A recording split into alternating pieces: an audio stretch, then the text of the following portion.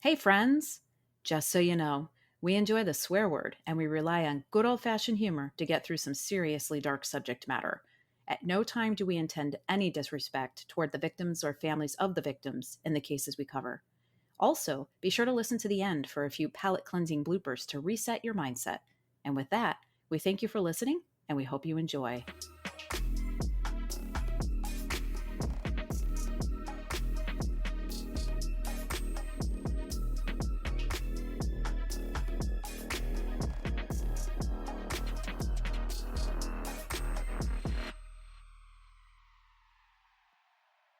Hello, friends.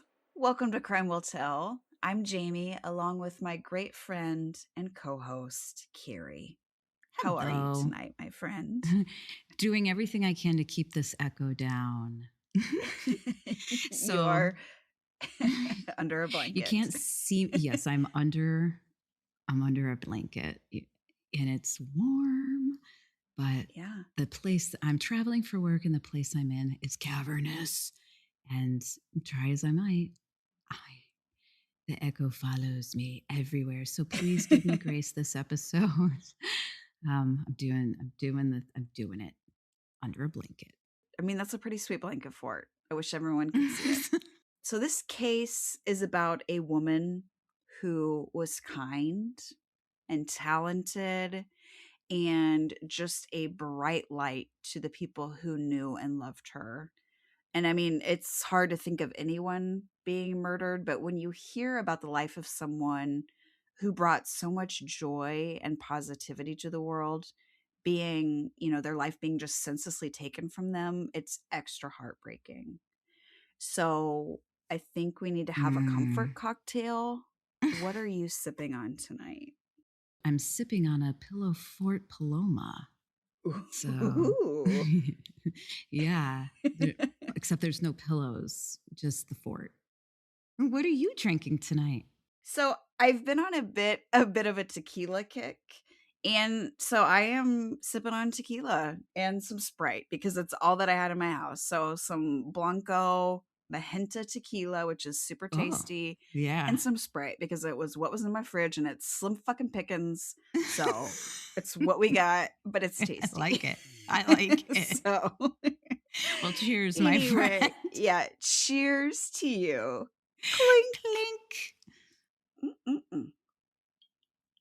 Robin Warr was born on November 23rd, 1956, in Ithaca, New York, to her parents Robert Sr. and Jessie Warr.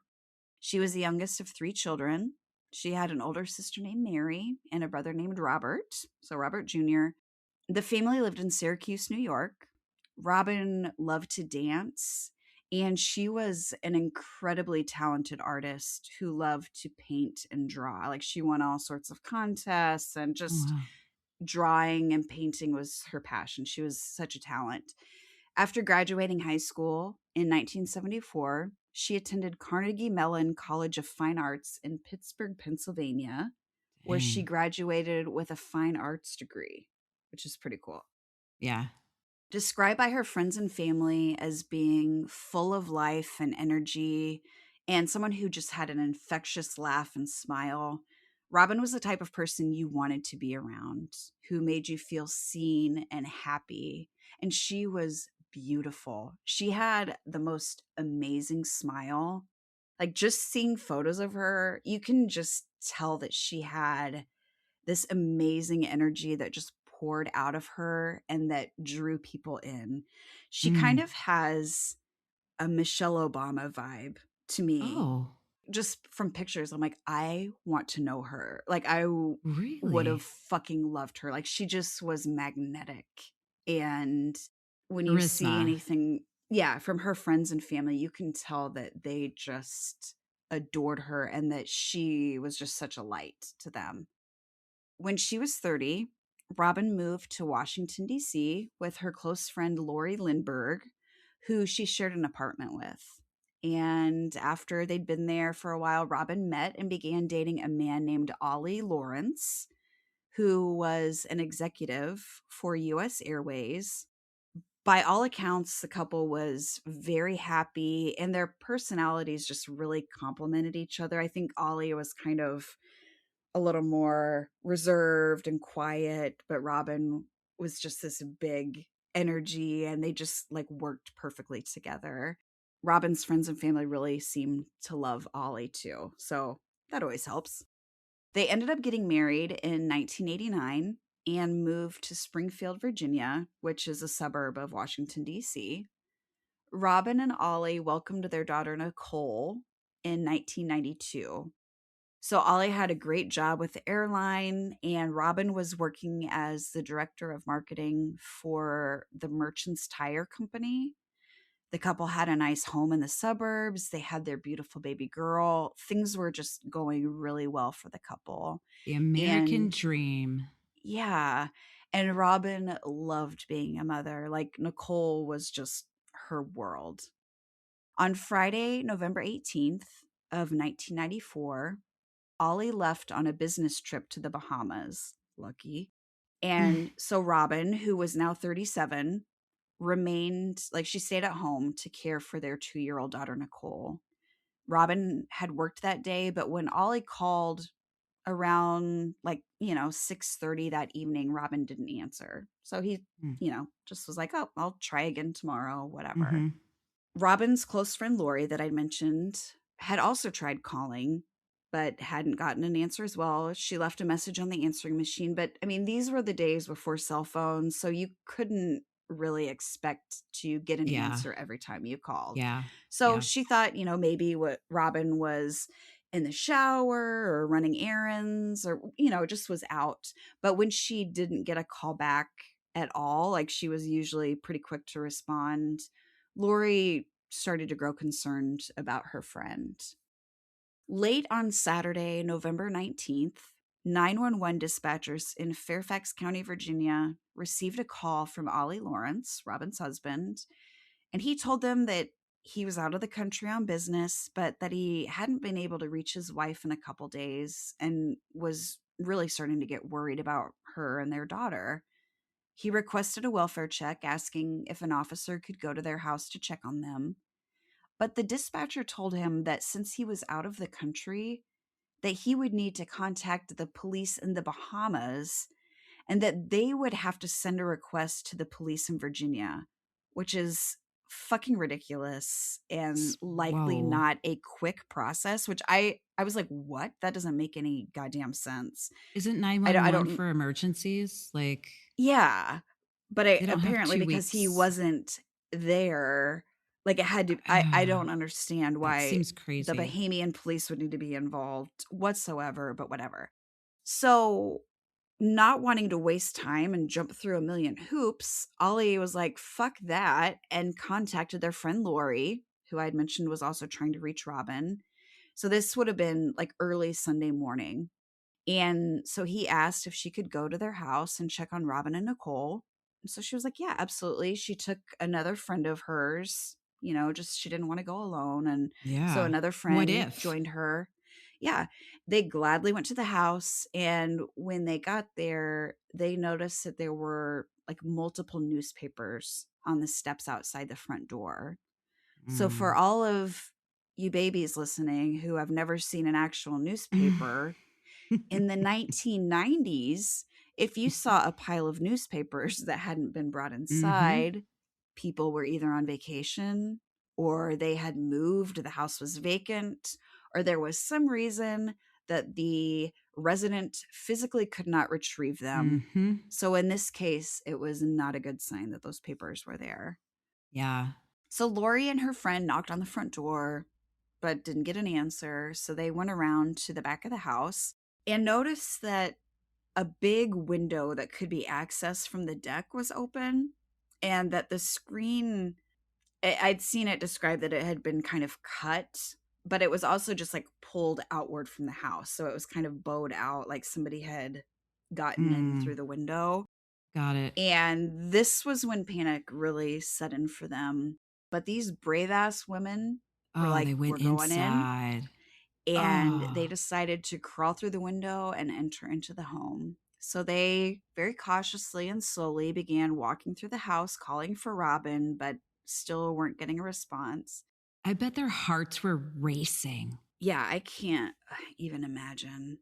Oh, As they man. neared the bedrooms, 2-year-old Nicole came running down the hallway toward Oh, them. oh, that makes me so happy. So Lori's friend picked up Nicole, and Lori went further into the house trying to Mm. find Robin.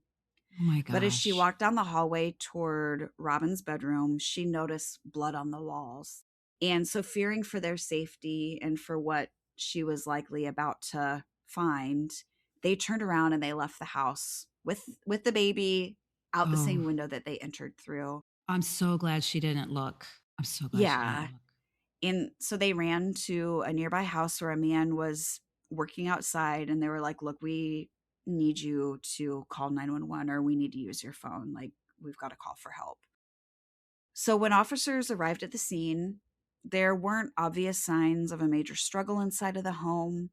The house seemed to be in perfect order until they entered the primary bedroom. There they found Robin's lifeless body lying on the floor next to her bed. She was fully clothed. She was wearing like what they described as lounge or sleepwear. She was in her comfies. She was Okay. fucking relaxing at home. Because she was fully clothed, there weren't obvious signs of a sexual assault. But there was a lot of blood on the bed and throughout the entire room. There was also a phone on the floor, but the cord had been cut, so she Mm. couldn't call for help. Yeah. Robin had stab wounds to her face and Oh, back, and her throat had been cut. oh my God. She had such severe cuts to her abdomen that her intestines were exposed. Oh my So she God. had just been brutally attacked. Brutalized. While the house was being searched and cleared, Lori and other police officers examined baby Nicole, who had not been physically harmed during the attack, thank goodness. However, she had been alone for about 2 days. So she Oh. hadn't eaten or had anything to drink, and her skin was just raw from wearing that same diaper during that Oh, entire poor time. baby. And when she was a baby, Nicole had a liver transplant. And so she was on immunosuppressing medication. So there was just this additional concern about her Oh health boy. and well being. She was treated at the hospital for dehydration, but thankfully had no other injuries or health Oh, thank issues God. and was released. But I can't imagine what that poor baby went through those 2 days Mm. alone and what she saw. I mean, fortunately, she was so young. But that's in her psyche somewhere, huh? Yes, yeah, it has to be. Oh boy. As detectives examined the crime scene, they discovered items that made the scene just extra heartbreaking. Near Robin's body were empty baby bottles and a Lion King children's book that had blood spatter on it. They also found a bloody roll of toilet paper and a box of tissues close to Robin's body, and then some of them had been scattered throughout the home.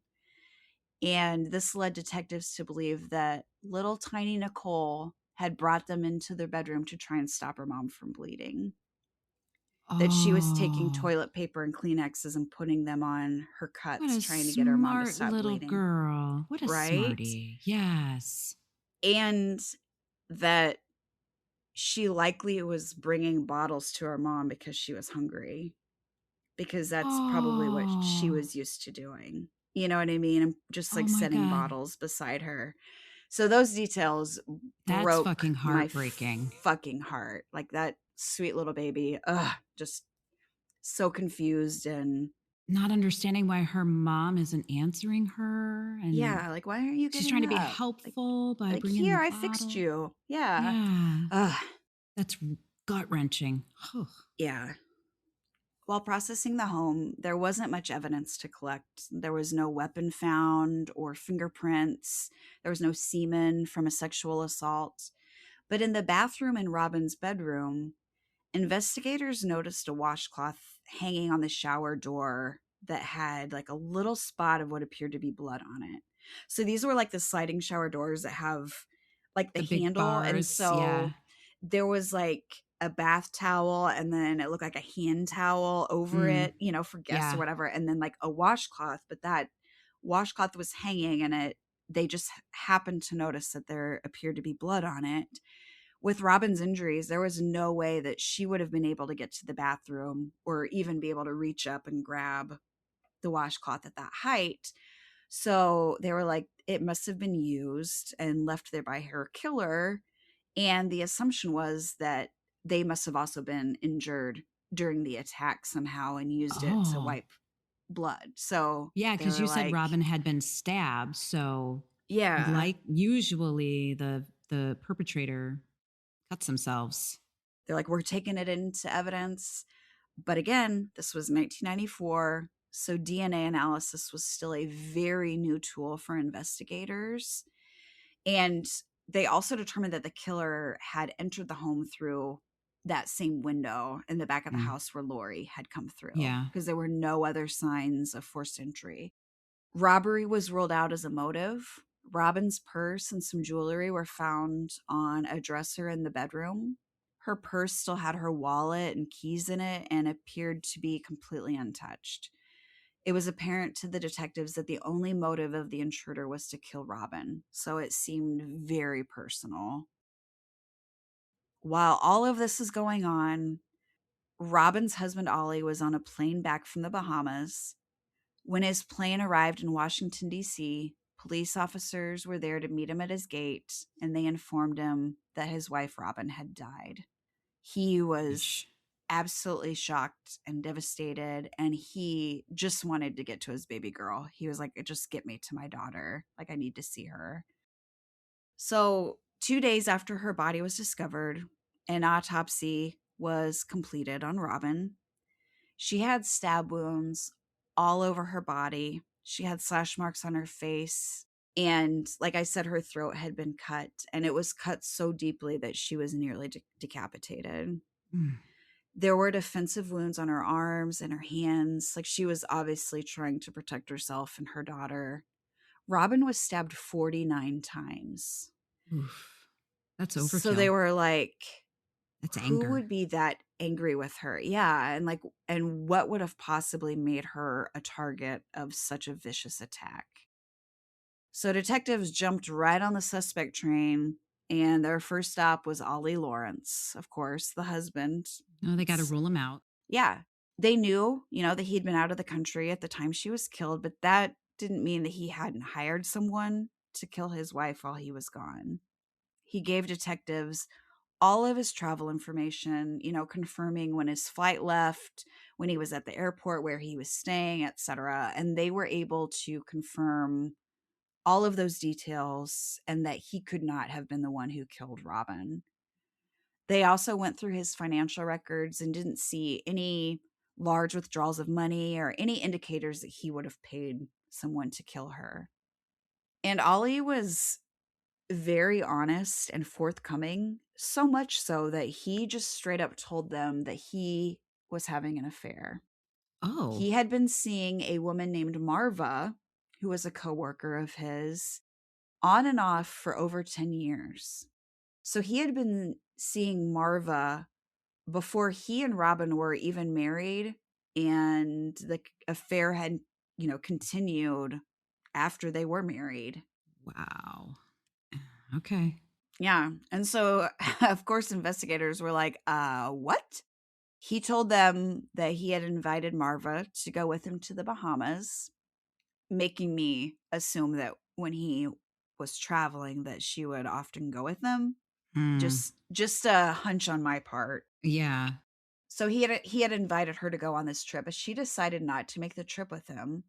So first, I got to say that Ollie is a fucking dick for cheating on Robin. And secondly, that is super sus, Marva. So did his jealous girlfriend take this opportunity to kill Robin so she could have Ollie all to herself? I Just mean, seems a little convenient. So they're like, we're gonna talk to Marva, and they interviewed her. She told them that she was at home alone watching TV the night that Robin was killed. And while that was probably true, it's not an alibi that can be easily verified. right. no one around to confirm that. So she agreed to give them, a DNA sample, and they took it to compare to the DNA that was found on the washcloth. But again, I'll say it multiple times. This was in 1994, and DNA results usually took months to come Mhm. back. Ollie told detectives that he didn't think Marva would be capable of killing Robin, and that he couldn't think of anyone in their world who would even want to hurt her. Detectives learned about a peeping Tom who had been arrested in the Lawrence's neighborhood. Like, he'd just been kind of creeping on some people, whatever. So they thought that, maybe he knew Robin was home alone and that his creepy behavior could have maybe escalated, and he ended up Mhm. killing her. So they also obtained a sample of his DNA. A year after the murder, investigators finally got the DNA results from that washcloth. And that DNA was not a match to the samples that had been taken from Ollie, Marva, or the creeper peeper that had been in the neighborhood. The DNA profile was uploaded to CODIS, which is the FBI's DNA database, but there were no matches in the system and no links to any other crimes. So they have this DNA, but no way to know who it belongs to, which was just so frustrating to the detectives. So they Yeah. basically just had to wait and hope for a match in CODIS. Leads eventually ran out, and Robin's case went cold. Dang. Ollie and their daughter Nicole ended up moving to Connecticut to make a fresh start. I'm sure that even though Ollie had been cleared as a suspect, there was still just a lot of rumors and speculation about his involvement in Robin's death. Yeah. And I'm sure they wanted to get away from a city that now only held sad memories, and where, there they were always going to be the wife and daughter of a murder victim. I think it was probably a good thing to just kind of have a clean slate and Yeah. start over somewhere where they could Completely. be Ollie and Nicole and Yeah. not victims. Robin's mother, Jessie Warr, passed away in 2018 without knowing who killed her daughter. And Oh, the rest of the man. family had pretty much lost hope that the case would ever be solved. So they just kind of resigned to the fact that they were never going to know who killed her. With no DNA hits in criminal databases, the case remained cold for decades. In 2019, detectives Melissa Wallace and John Long with the Fairfax County Police Department's Cold Case Unit began working Robin's case. With new advancements in phenotyping and genetic genealogy, they submitted the DNA found on the washcloth to Parabon Nanolabs in hopes of Mm. getting new details about the killer. Using phenotyping, they were able to create a computerized composite of what the killer possibly looked like based on their DNA profile. And so that composite was a white man with brownish blonde hair. The sketch of the killer was shown to Ollie and Robin's family, but none of them recognized him. They had no clue who he was. And the composite didn't resemble any of the initial people of interest in the case. So investigators unfortunately hit another dead end. Mm. The next step was to upload the profile to genealogy websites to hopefully get a match to a family member of the killer. And they got one hit on a relative, but it was such a distant relative that it would have been almost impossible to go through the family tree and narrow down to one person. Parabon actually gave them a 0% solvability rate based on the results that they had. And detectives didn't have the time or the resources to dedicate to the search. So it seemed like they had hit another dead end. But then a hero with a lot of extra time stepped Mm. up. This was a volunteer genealogist who was working with the cold case team. And she was like, "Move, I got this." And she started digging in and working her way through the family tree. And this was not an easy feat, because over 3 years later, Oh my three God. fucking years, In 2023, she found someone that she thought would make an ideal suspect. This dude would have been 22 years old and stationed at Fort Myer in Arlington, Virginia in 1994 at the time of the murder. And that piece of crap was named Stephen Smirk. You're lying. Don't give me that smirk. Wipe that smirk off your fucking face, Stephen.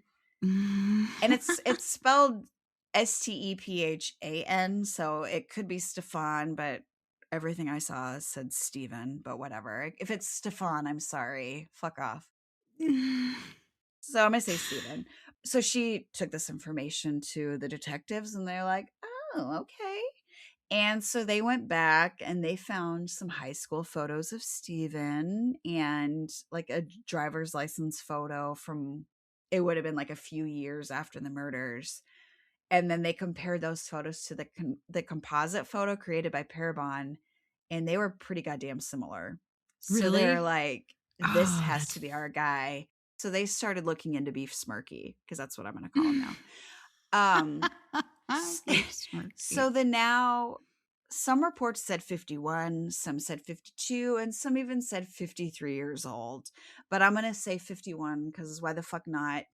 The now 51, maybe 52-year-old Stephen had been in the army and had no criminal history. So just kind of looking into his past, there weren't any obvious red flags. They learned that he'd been honorably discharged from the army and that he was currently working as a computer programmer. He lived in upstate New York in a town called, Jesus Christ, it's either The town was called Niskayuna. Jesus. Oh, Yeah, you're getting Jesus to it. Christ, My New York. bad. My bad. Yeah. So I tried to like get the correct pronunciation, but it was always two different ways. So I apologize. It's either Niskayuna or Niskayuna, but this town sits just north of Albany, New York, on kind of the eastern side of the state. He lived there with his wife, who was a defense attorney, and their two high school aged kids. In Oh, September of yikes. 2023, Detective Wallace and Detective Long from Virginia decided to make a little trip to New York to speak with this motherfucker, and more importantly, to hopefully get a sample of his DNA. So they went to the Smirk house. He answered the door, and the detectives were like, hello, Stefan, whatever the fuck your name is. We're investigating a cold case murder from Virginia in 1994. And he did not seem rattled by what they were telling him. He wasn't surprised. He didn't ask any questions. It was like he knew exactly why they were at his door. He briefly chatted with the detectives. They didn't tell him, that he was a suspect in the murder. They just kind of played it loose and cool, like, hey, we just are trying to rule people out, tie up some loose ends. Like, can we get a sample of your DNA to kind of get this closed out? He complied. He allowed them to get his DNA. The detectives gave him a business card and were like, hey, if you have any questions, feel free to reach out. And they left with his DNA sample and his consent form. So they were like fully prepared to drive back to Virginia the next morning. But that evening, while at a hotel, like where they were staying in New York, Detective Melissa Wallace got a call on her cell phone from Mr. Smirk. And he was like, hey, detective, I'm at the local police station. I'm trying to turn myself in, but the doors were locked, so he couldn't get in. So he was calling her like, hey, I'm trying to turn myself in. And she was like, okay, like turn yourself in for what? And he said, I'm turning myself in for the murder. Like, I can't imagine after almost 30 years of Oh this my case gosh. being cold, the emotions that she was feeling in that moment. So they contacted the local police and they were like, hey, there's a guy standing outside the station that is wanting to confess to a murder. He actually called 911 and was like, hi, I'm here trying to confess. Like, I want to give my confession. And so everybody's like, Boy, the he fuck? really employed critical thinking to call everybody and everywhere. Like, well, shit, 911 didn't help. I know, I'll call the detective. Crime Stoppers. Hi, I'm here. America's Most Wanted. Tis I. Hello. Hey, what's John Walsh's phone number? Officers came, met him outside, ended up cuffing him, bringing him into, one of the interrogation rooms. And then these detectives from Virginia met him at the station and conducted an interview. While speaking with these detectives, Smirk was just calm and matter of fact. He told them, he's like, "Look, I understand that I'm now in custody for this crime." And he was like, "I don't expect to ever see the light of day again." Like, he was just very resigned That is to all of it. so unusual. Yeah. He just wanted to come clean and tell them exactly what happened that night. And he provided really key details to the detectives about the murder without being prompted. So they knew that they had the right guy because they didn't want to Yeah, feed him yeah. any details. They wanted to make sure that he provided some stuff that they locked him in. And he did, like, right out of the gate. He was like, "She was African American. There was a baby in one of the rooms. I just kept walking through." Like, he saw Nicole in her crib and decided to continue into the house, like, to Oh kill. my God. He explained to the detectives that he was stationed at Fort Myer and that he'd been drinking beer at the barracks for most of that day. So this was Friday, November 18th of 1994. And that he had also been taking ephedrine pills. So What fucking are those? award-winning combos, basically speed. So Oh, he's drinking and then also just like on these amped like up. stimulants that, yeah, it's like a Red Bull times 40. So Jeez. he told them that something came over him and he knew he was going to kill someone. He told them that some friends of his were staying at the house next door to Robin and Ollie's, which is how he ended up in that neighborhood. He'd recently been to a party at that house, so that's where he parked his truck. And then he walked over to Robin's house. He didn't know or care who was in the house next door. He was just going to kill whoever he found inside of it. Like, that Oh, was his plan. Jesus. Yeah. So he told them, quote, "Something came over me. I'm not going to say I heard voices in my head. I didn't like hear somebody actually talking to me, but it was like this overbearing thought in my brain that I need to kill somebody. I just had to kill somebody. I can't explain it to you." He had never met Robin. He knew nothing about her.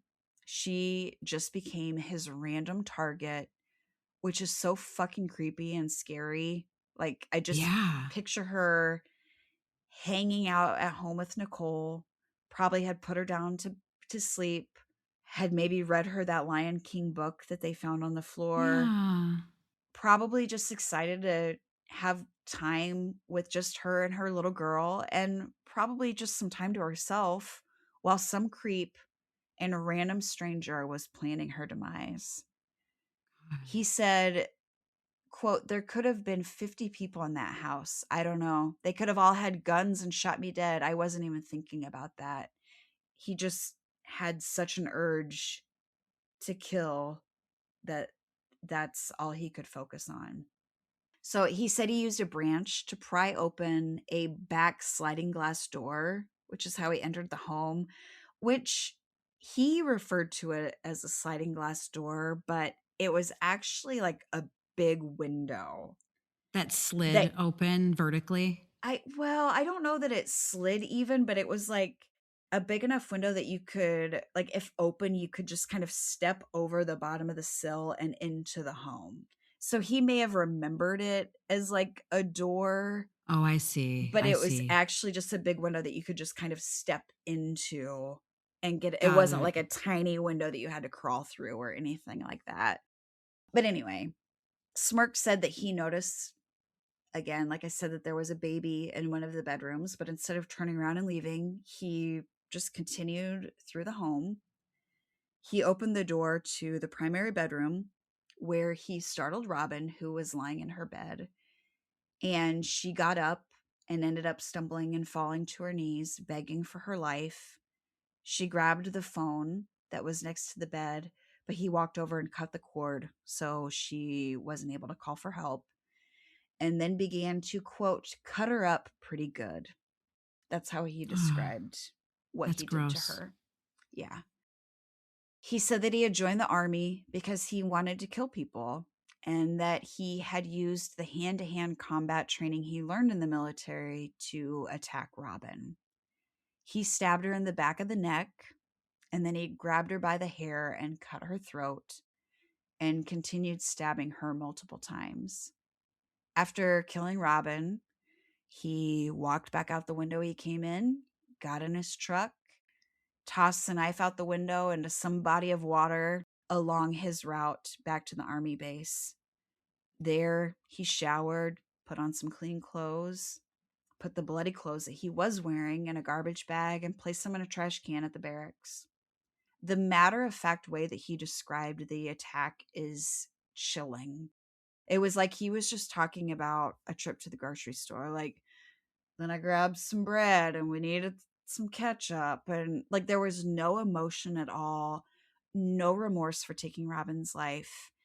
And like, on top of that, leaving a baby alone with her mother dead in the next room. Like, it was like he was just not affected at all by what he had done.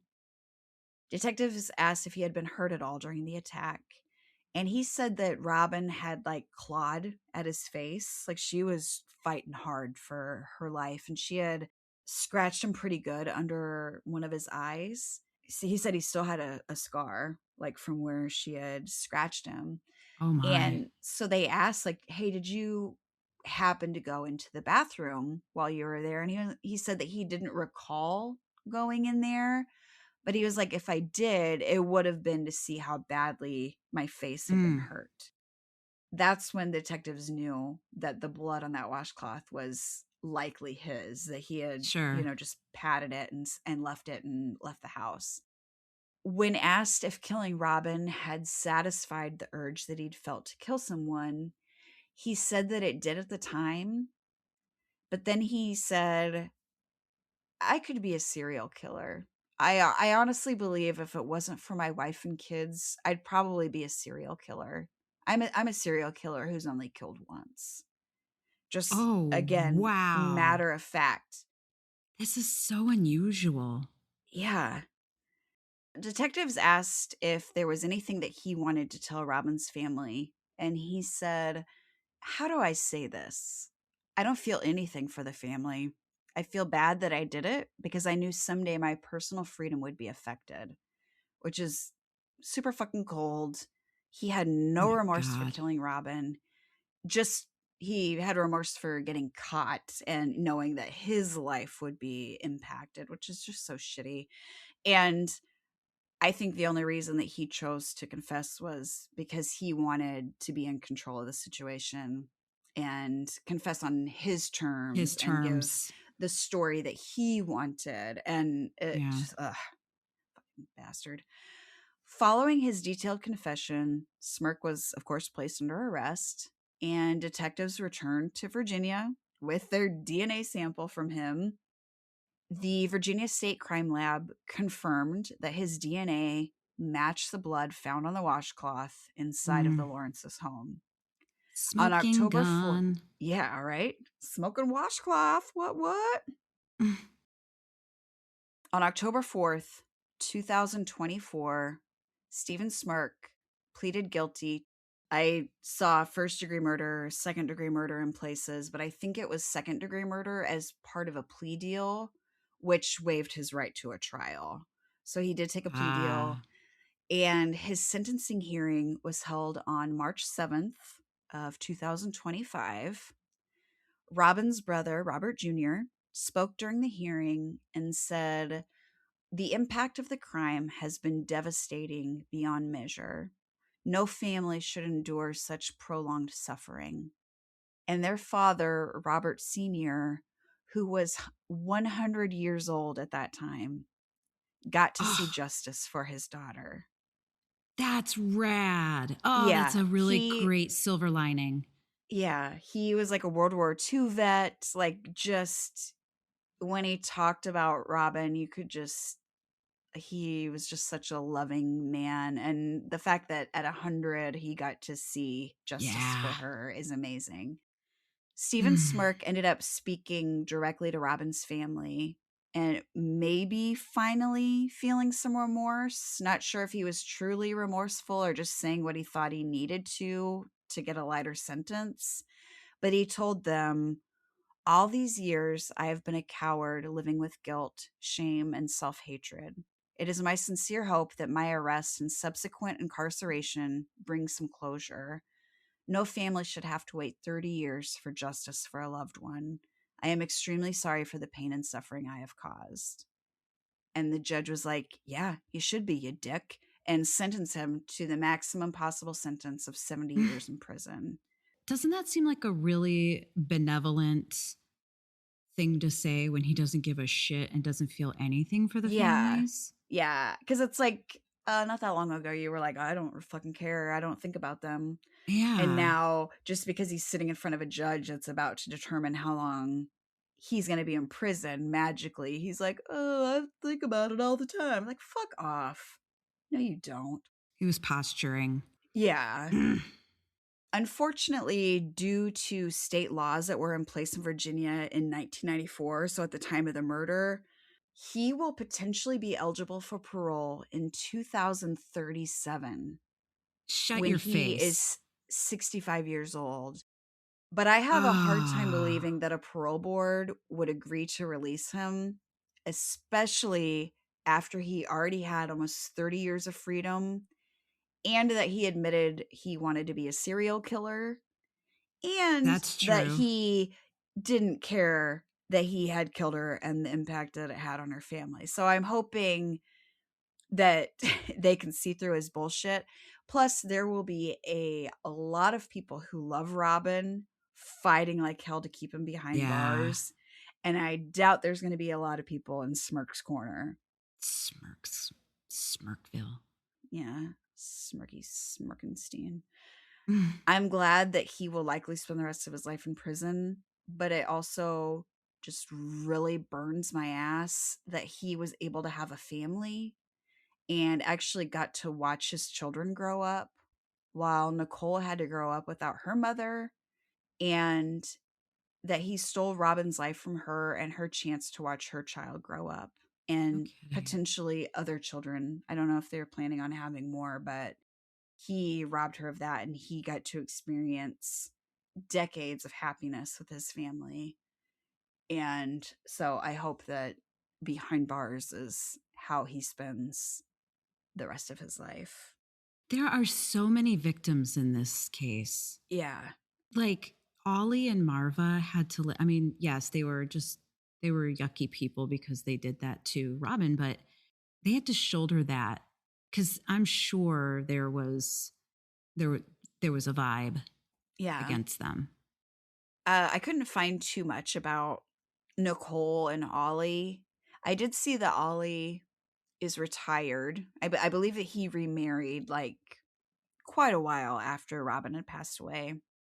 And that after he retired, he moved to France. So I believe that he's in France now, but I couldn't really find anything about Nicole. But I did see, that she was in some footage and stuff, and she has been an active part of these hearings and, Oh, speaking out that's for her good. mother. But so I believe she's doing well, but I didn't have a lot of detail and didn't expect for her to be in the spotlight. Like, I'm hoping that Yeah. means she's lived her life and it's Yeah. good. And I hope so. But think about the wife and kids. yeah, I forget what's the Smirk. I was like, what's that douchebag's name? Smirk. His wife and kids, they didn't have any idea about this.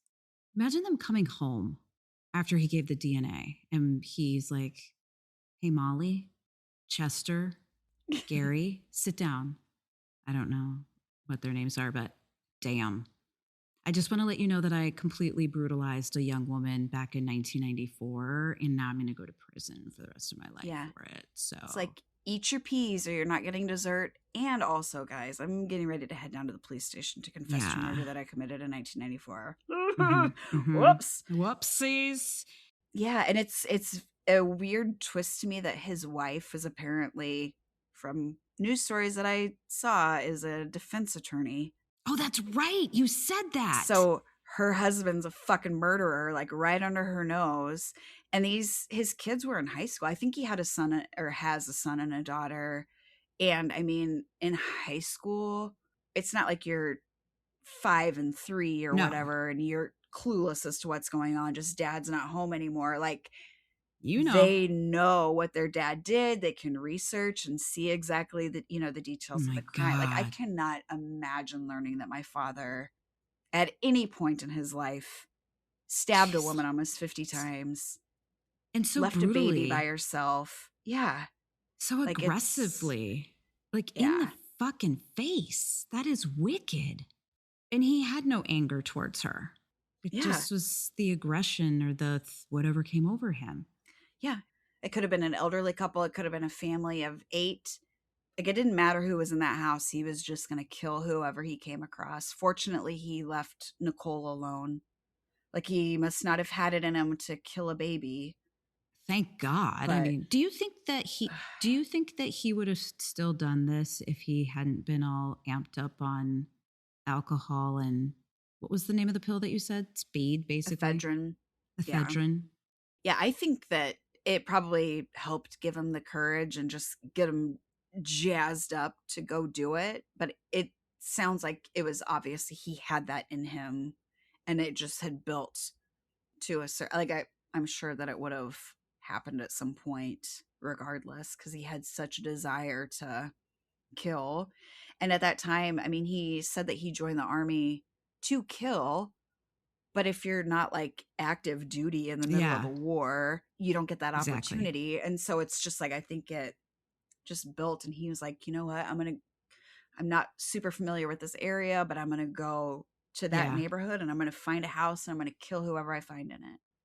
I wonder what made him not kill Nicole. I'm so thankful for that. But isn't that I weird when he know. was just like, I didn't give a Yeah. shit if there were 50 people in there that had guns pointed at me. I was still going to go in and try to hurt them. Like, but yet he didn't touch the 2-year-old. Right.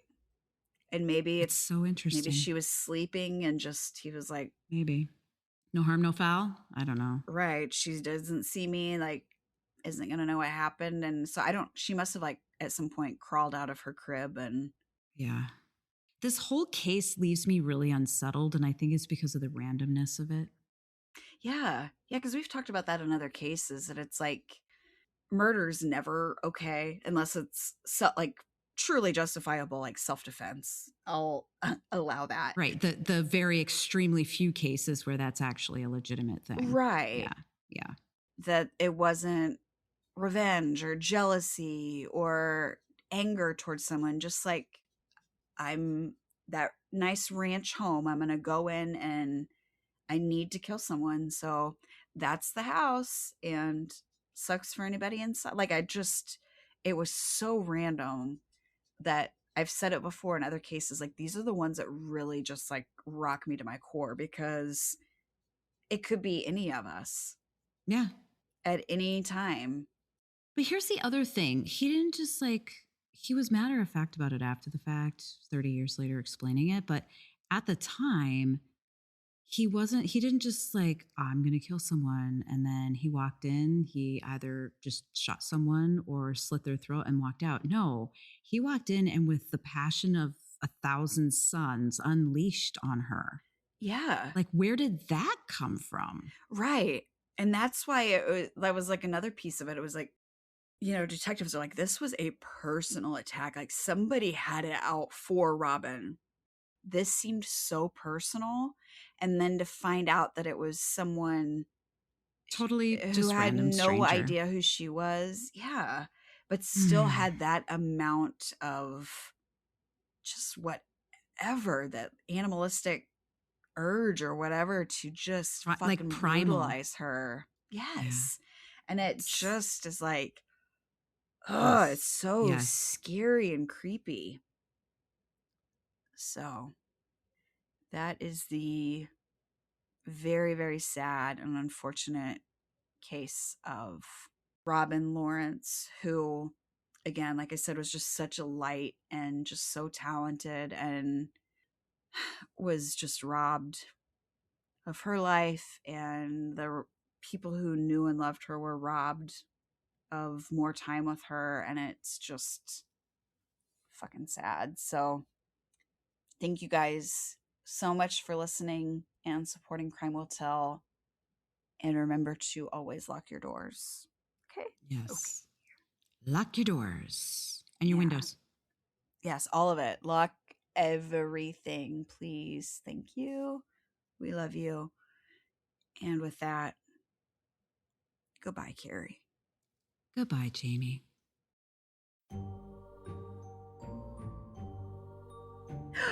I love animal crackers.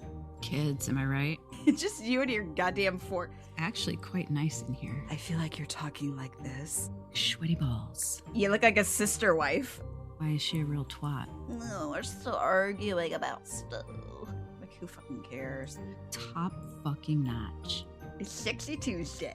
Sweet. Oh, yeah. Oh, yeah. Yup, yup, yup. I'm ready for this to be fucking over.